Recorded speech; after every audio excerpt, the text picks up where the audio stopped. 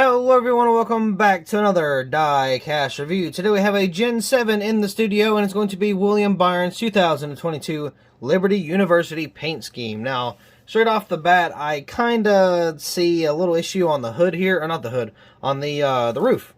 It looks to me like the 24 is a little crooked and it looks like it's a little pushed back. So, whenever we get to the roof on the Diecast review, we'll actually kind of take a look at that a little more and see what's kind of going on there.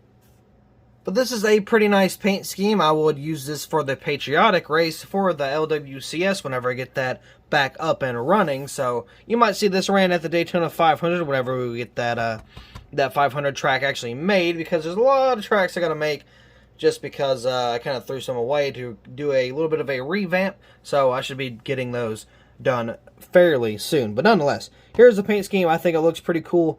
I mean, it's alright.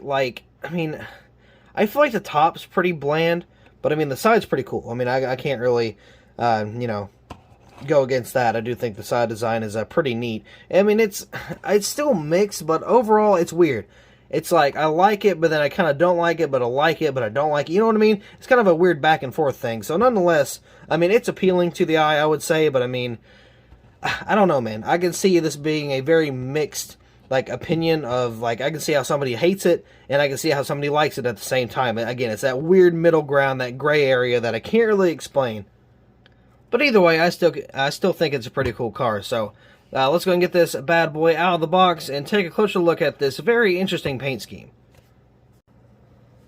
So here is the Diecast out of the box. Again, it looks a little better out of the box, but I like how you can see the red kind of from the front, because that matches the roof, and you can just see it from the side profile. You can really see how everything kind of comes together.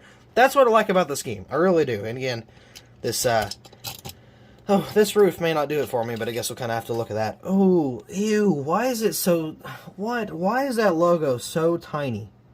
Now that I'm not a fan of. I would like a really big logo on the car.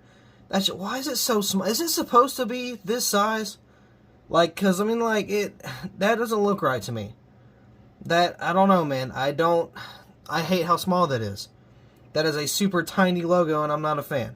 I like the big logos, the big, Hendrick Cars, or Liberty University, or Bush, or Ally, whatever. But, I mean, dude, this is, you could almost fit that entire thing on that little hood, that hood scoop. That little hood scoop right there. Hood. Why am I saying it with a U? Hood scoop. Hood? I don't know. Anyway, my accent kind of just got in the way there. But either way, I mean, I'm not a fan of that, but I guess I'll move on. Got the Byron Banner right there. Of course, you got the Chevy bow tie, and then Byron.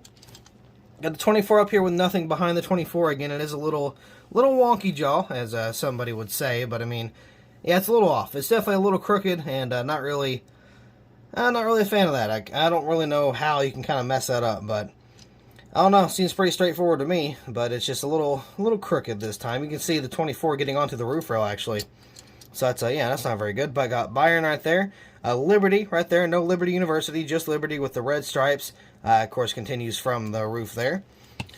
On to the back. Whoa, what in the world? What? That's weird. That's cut off too, yikes.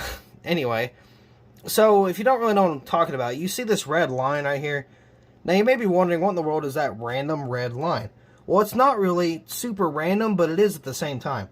That red line is the actual, deck lid line. So, that's how small the deck lid is. That red piece is the back end of the deck lid. Because if you didn't know, the spoiler just kind of sits on top of the trunk, or the deck lid. Of course, with a car, too, normally, the spoiler will sit on the trunk. So, for the deck lid, it's the same way. Now, this little back end here, that red piece, that's a part of the deck lid. Again, it's weird, because you can see the deck lid's blue, for the most part. Of course, you got the stripes, but it changes color, and I don't really understand why. But this whole back end's all kinds of messed up. You got the a chipped taillight back there, Liberty University. You got ZL1, that's, or not Liberty University, I meant Valvoline. I don't know what in the world's going on there. You got ZL1 Camaro, of course, that's all screwed up. I got the Liberty University there. That's where the Liberty University is. Got the pop rivets right there on the rear of the spoiler. Got the 24. Again, that whole back end is just all kinds of crooked. So we got Liberty right there. Of course, you got the Alexalta, got the flame design. Let's see, a little something, looks like a person in a little bubble there. Valvoline, HendrickCars.com, William Byron, Acronis, Alexalta, Cincinnati, Mac Tools, and Simon's there. Again, you got all that flames kind of going on the side. Looks pretty cool. NASCAR Cup Series, of course, you got the silver rims down here. You got Goodyear, got a little bit of a black line on the blue. That means it kind of just overlapped a little bit. You can kind of see it there. Got the Sunoco, we got the 24. Oh, yep, and then we got a little bit of a headlight issue there. One side's a little bit higher up than the other. So that's always nice. And let's see, is there any more? No, not really a lot of mistakes. Yeah, there's a couple little paint chips right there around the wheel well, but I mean, this car is not too bad in terms of quality until you get to the back end. Then the back end just kind of throws it all off center, all off place. So not a very good look for Lionel. I can definitely say that. Which, I mean, Lionel's not very, it doesn't have the best reputation, but I mean, I thought the Gen 6 was bad, and then, of course, the Gen 7 would be better, but I guess I'm wrong. So, I mean, yeah, there's that. The paint scheme is so cool, I give it a solid 7.5 out of 10. The quality on this thing, got to give it a 5. It's pretty mid-quality. Some of the decals don't line up, as you can see there. The headlight doesn't line up. The back end's all screwy. The top of the car shifted, and the back end is shifted as well with a missing part of the tail light. So I'm going to bump that down to a 4 because, I mean, well, no, I'll keep it a 5. But, I mean, again, it's just, oof, Lionel's not doing so hot here recently. Again, with the new generation of cars, I thought there was going to be, kind of revamping the whole thing. I thought they would be like, all right, this is our chance to kind of, prove ourselves, kind of, I don't know, kind of reinstate our, what would you call that? Reputation, I guess you could say. Either way, I thought it would be a lot better, but nope, knowing Lionel, they just kind of stayed the same. In fact, they went down majorly with Wave 3. I don't know if you guys saw my review on that, but for the Harvick, the Elliott, and the Larson, they weren't so good. They were bad. Apparently, some people were saying like that they used new decals for those cars, which I hope to God they don't keep it like that, because those were a complete and utter disaster. If you did not see my Wave review, you should probably go check that out and look at those cars, because, not even mine, just somebody's, because, I mean, if you don't understand how bad those decals actually were, go watch a review. Go watch somebody complain about it, and you will definitely have your mind changed. Unless you're one of those people that just don't really care and just like having the car in general, which, I mean, of course, we're blessed to have these things, but, I mean, at the same time, dude, it's like, oh, that's a very huge down step, and I would not be okay with, collecting them. So hopefully they kind of, keep the old decals if they didn't use new decals, because the new decals, quote,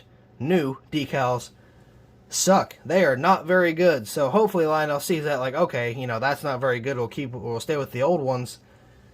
But if they do use the new ones from now on, I'm not going to be very excited about that nonetheless. But either way, that will pretty much wrap it up for this William Byron Liberty University review. Oh, also, something else I didn't, when I was talking about the quality, I did not mention the hood. The hood logo is super small as well, which again, I don't know if it's supposed to be like that. I would think not. I'll have to look at somebody else's review and see if it's the same.